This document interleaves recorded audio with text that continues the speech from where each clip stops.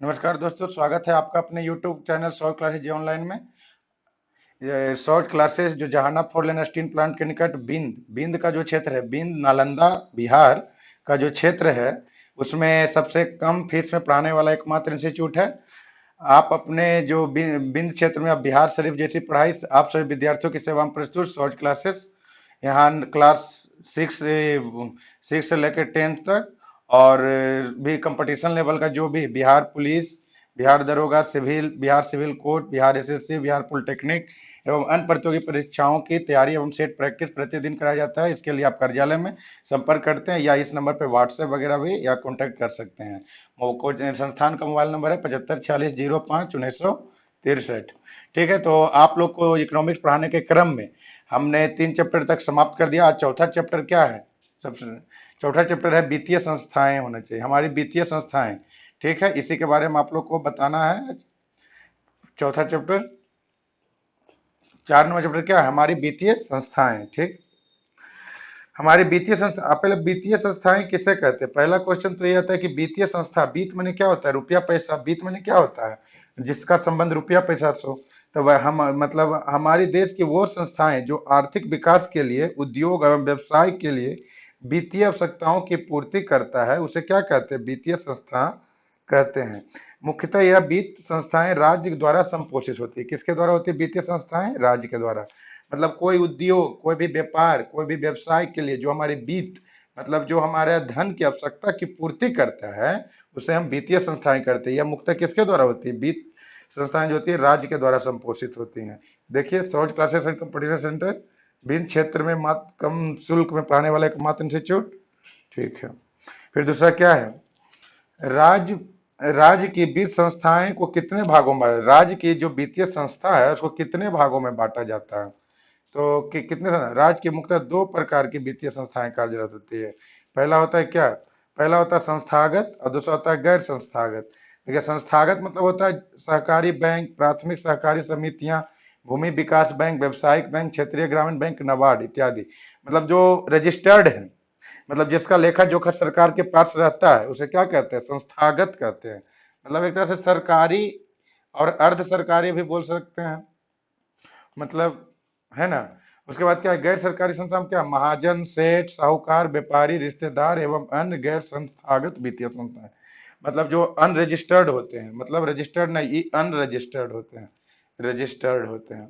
और वो क्या होते हैं? रजिस्टर्ड होते हैं। वित्तीय संस्थाएं क्या होती है? रजिस्टर्ड होती है, रजिस्टर्ड होती है। जैसे सहकारी बैंक, उसका लेखा जोखा सरकार के पास रहता है, जाता है हमेशा। प्राथमिक सहकारी समितियां हो गए, साहूकार जो आपके गांव में जो साहूकार, सेठ से महाजन है ना, और व्यापारी, रिश्तेदार, वही समान होता है जो गैर वित्तीय संस्था में आता है। फिर तीसरा क्या कह रहा है? तीसरा कह रहा है किसानों को साख अथवा ऋण की आवश्यकता क्यों होती है? किसानों को साख अथवा ऋण की आवश्यकता क्यों होती है? खेती मानसून पर आधारित होती है। खेती करना जुए के समान होता है। खेती करना क्या होता है? जुए के समान होता है। किसानों को इस पर नुकसान भी लग सकता है, जिसके कारण उसके पास पैसा बिल्कुल नहीं होता है। किसानों को ऋण की आवश्यकता खेती करने के दौरान उन्नत खाद, बीज एवं खेती से संबंधित यंत्रों को खरीदने के लिए होती है। मतलब वही करेक्ट। साख मैंने तो आपको क्या बताते हैं? ब्रांच, शाखा, विश्वास, जहाँ ऋण पैसा का लेन देन होता है। तब वही करे, किसानों को साख अथवा ऋण की आवश्यकता क्यों होती है? खेती, हमारी जो खेती है भारत को मानसून पर आधारित होती है। खेती करना क्या हो गया? जुए के समान हो गया।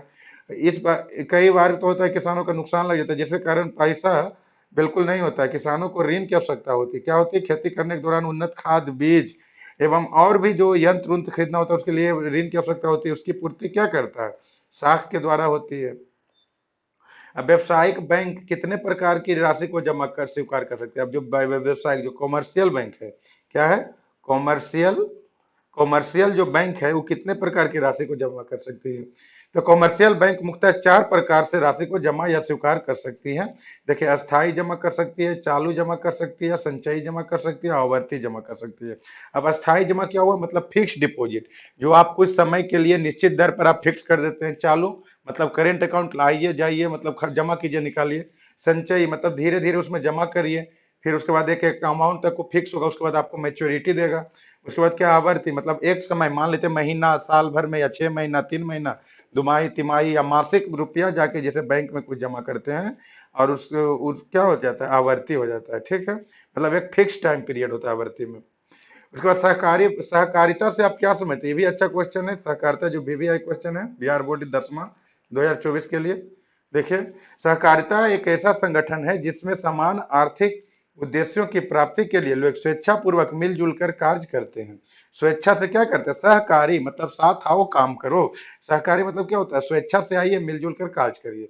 दूसरे शब्दों में सहकारिता संगठन, सहकारिता वह संगठन है जिसके द्वारा दो या दो से अधिक व्यक्ति सुरक्षा पूर्वक मिलजुल कर समान स्तर पर आर्थिक हितों की वृद्धि करते हैं। ठीक है, फिर क्या कहें, स्वयं सहायता समूह से आप क्या समझते हैं। देखिए बीबीआई क्वेश्चन, ये भी बिहार बोर्ड के लिए बीबीआई क्वेश्चन है।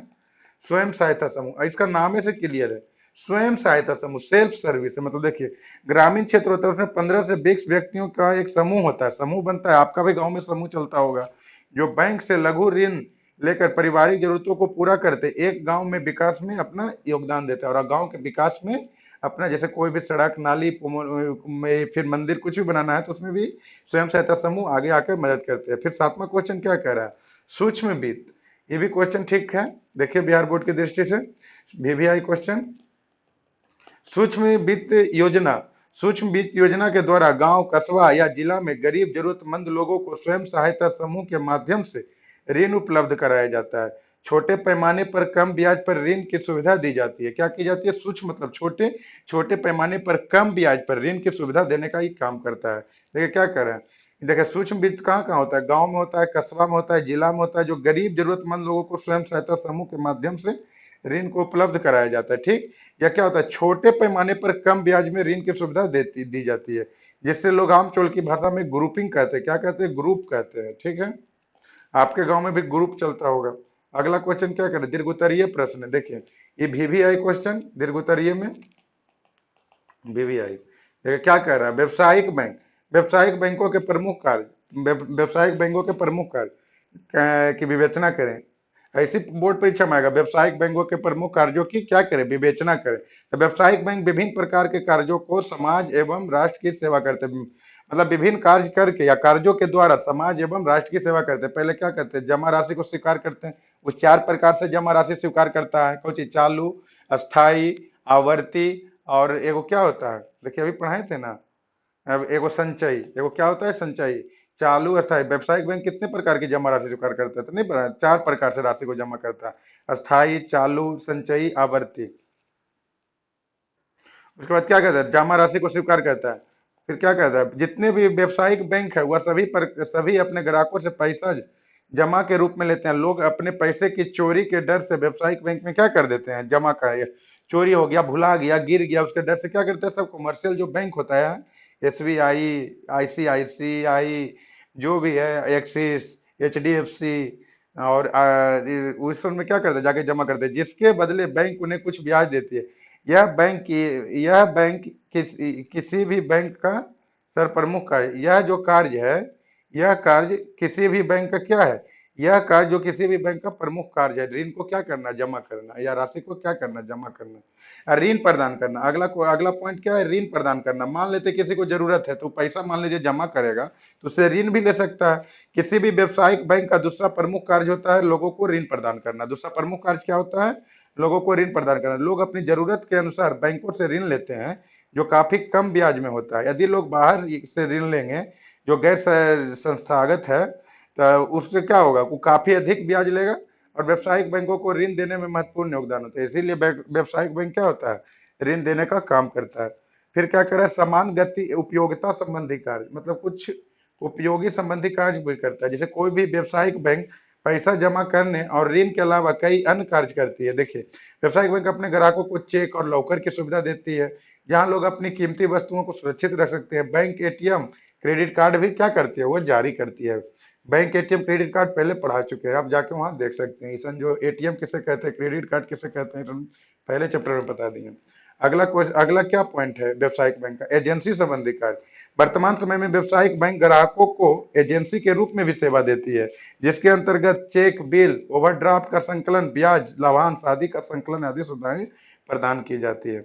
अगला क्वेश्चन क्या कह रहा है, अगला भी इंपॉर्टेंट क्वेश्चन है। देखिए राष्ट्रीय वित्त संस्थान, जो राष्ट्रीय वित्त संस्थान है उसे किसे कहते हैं, मतलब कहीं उसको परिभाषित कीजिए, और कितने भागों में बांटा जाता है उसका वर्णन करना।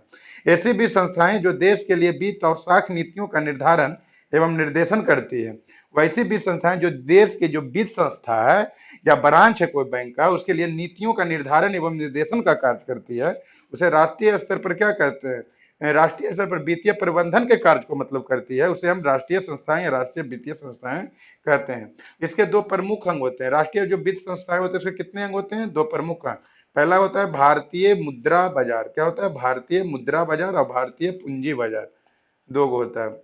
अब देखिए भारतीय मुद्रा बाजार क्या होता है, भारतीय मुद्रा ऐसे मौद्रिक बाजार, मौद्रिक मतलब रुपया पैसा, मौद्रिक मतलब क्या होता है, मौद्रिक मतलब जिसका संबंध किससे हो, रुपया पैसा से, रुपया पैसा से हो, मौद्रिक का अर्थ होता है रुपया पैसा, ठीक।